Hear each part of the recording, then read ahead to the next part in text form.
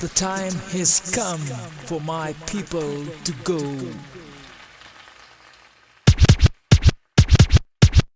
I'm not a queen, I'm a servant of the people. I'm not a king, I'm a servant of the people. It's what the people demand, and we're gonna keep fighting till we get that land. I'm not a queen, I'm a servant of the people. I'm not a king, I'm a servant of the people. It's time to rise, to get what we want, we got to organize.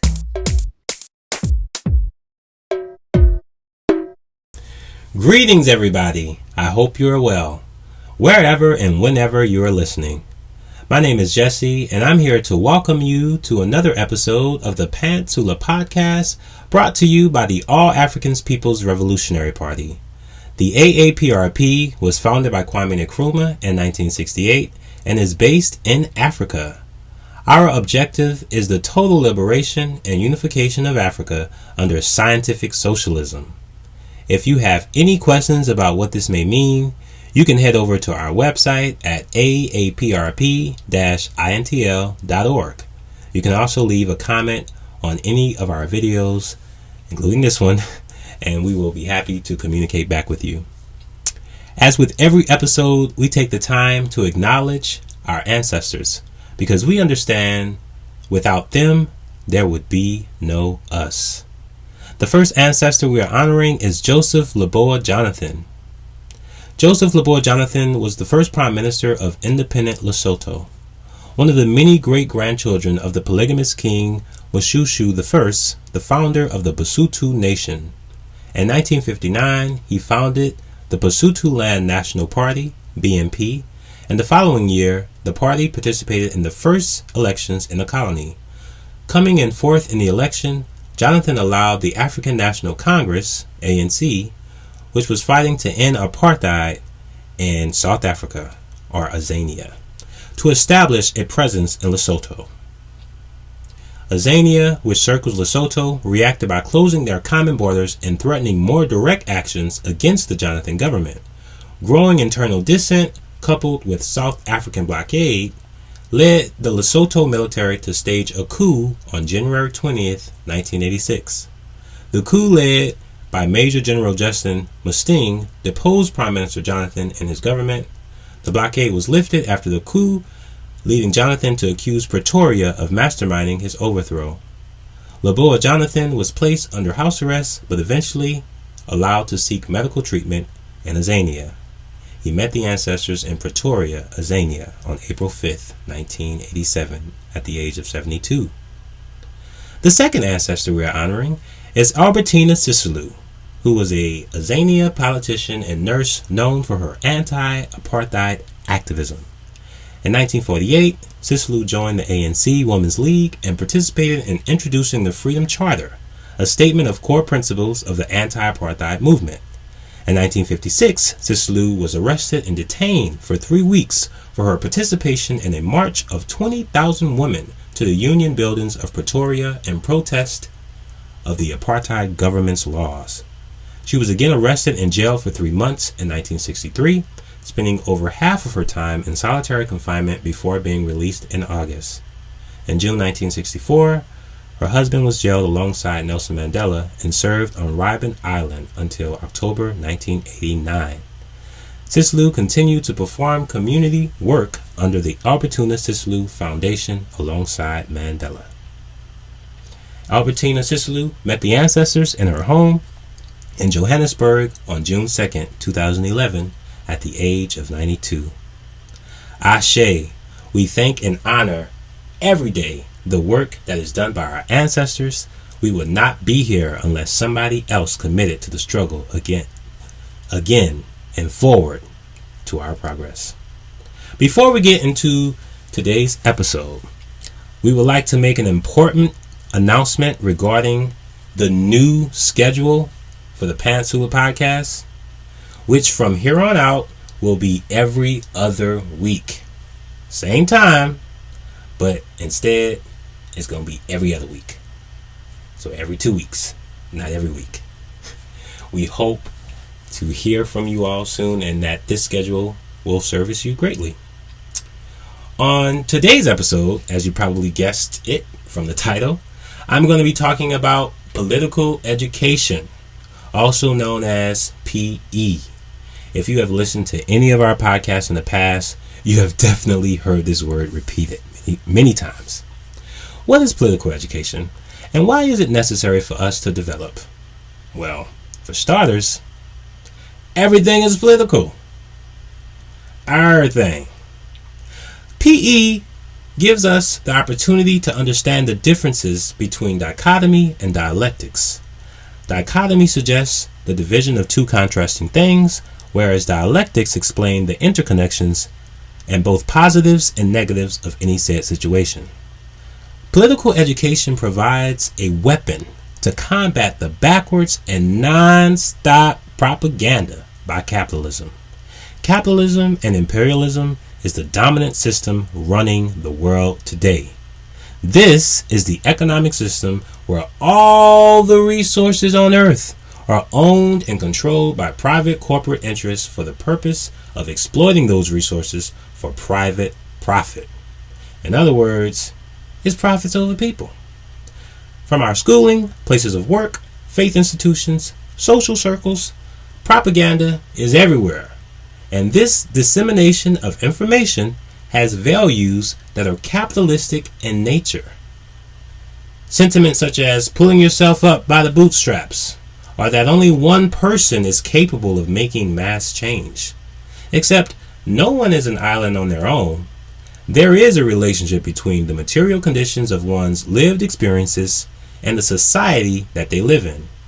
Political education arms us with an ideology that can combat the constant everyday misinformation. An ideology is a set of ideas that define how a people operate within the world.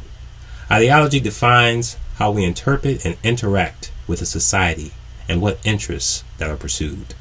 Kwame Ture states, "There is no part of the people's social cultural life that capitalism and imperialism does not attempt to dominate, commodify, and corrupt."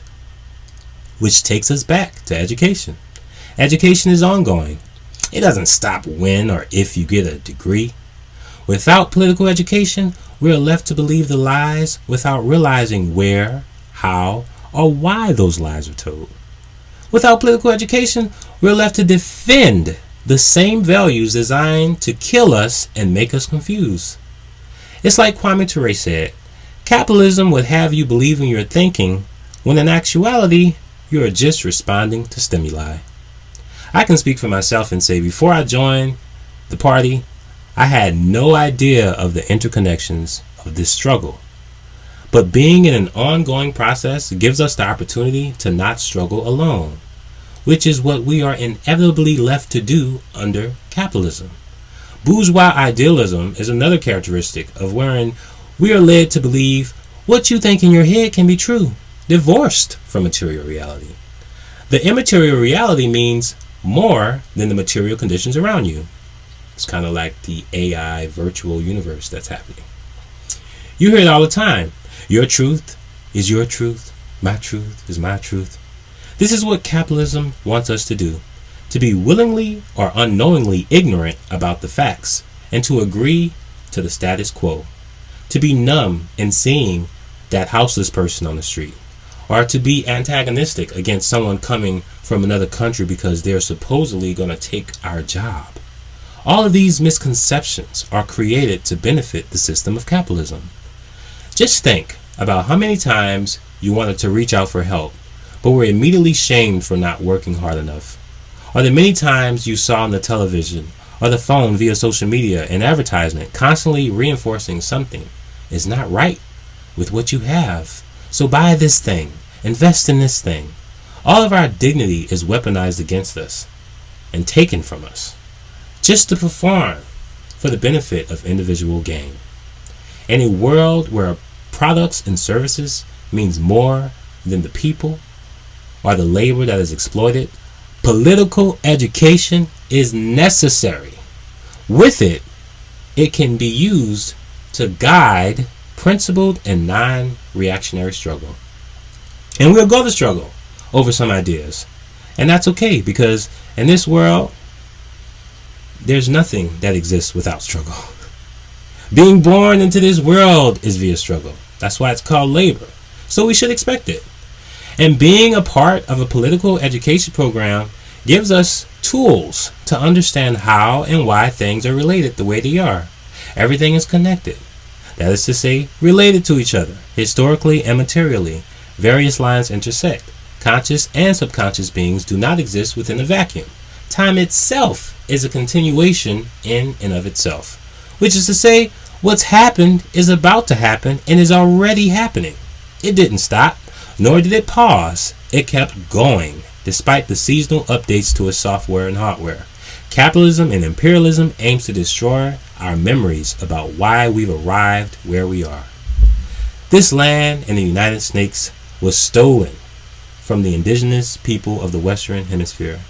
Realities like displacement from war and terror is an international issue. What is going on domestically directly influences what happens internationally. What police do domestically is what they learn internationally from the military. This history and the transfer of wealth created by the transatlantic slave trade and the institutional revisionism of history is intentional. As Franz Fanon stated in his classic book, Wretched of the Earth, to educate the masses politically cannot mean making a political speech. What it means is to try relentlessly and passionately to teach the masses that everything depends on them, that if stagnant, it is their responsibility, and that if we go forward, it is due to them too, that there is no such thing as a demiurge, that there is no famous man who will take the responsibility for everything, but that the demiurge is the people themselves, and the magic hands are finally only the hands of the people. Changing this society requires the work of all of us. We have the ability to recognize what our enemy is doing, and we can strategically link up with other organizations sharing solidarity with other international fronts. But again, this is a work that can't be done alone. It requires millions of us. All hands on deck must be committed to this work, and we can't say it's not been done before, because there are plenty of examples wherein struggle has been waged.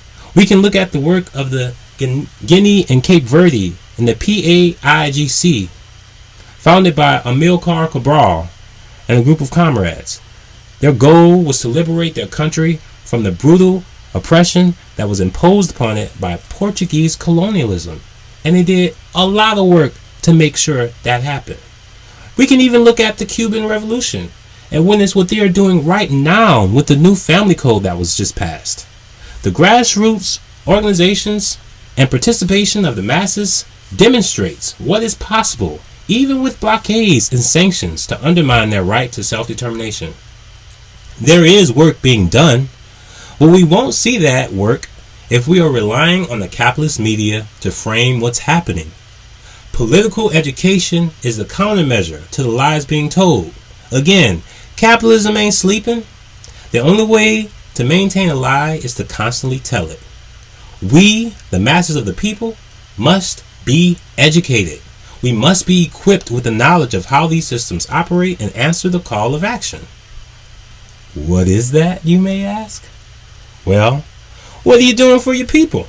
If you love your people and you recognize your people are oppressed, what are you doing for your people? One thing I've learned in being in this organization as a revolutionary socialist who alongside with my other comrades are building the party is just that. We are building the party. We have not arrived yet. The work we are doing is revolutionary. We are aiming to fundamentally transform society. If we are not reading or studying history, we are ultimately taking the side of the enemy. We are human beings and thus social creatures. Deep down, most of us know capitalism ain't no good. We understand we are given the crumbs, but we can do something about these crumbs. Get involved, y'all. And as we always say, join an organization fighting for justice. Develop some PE, and like any muscle, you get better at understanding and comprehending the more you commit to reading and doing the work. And with that, I want to thank you for listening. I was solo this time, and I know it was a shorter episode, but I hope the message came across. We want to remind you that there are several other comrades doing this work. Please be sure to check out our Ancestors' Voices, the weekly Pan-African News, and the Forward Ever podcast, which is on Spotify. Also, we encourage you to support our Forward Ever shop on Etsy, where you can wear with no despair a call to revolutionary action. Get some hoodies, get some shirts. Please support us. Again, we thank you for taking the time to listen. And as we always say, forward ever, backwards never.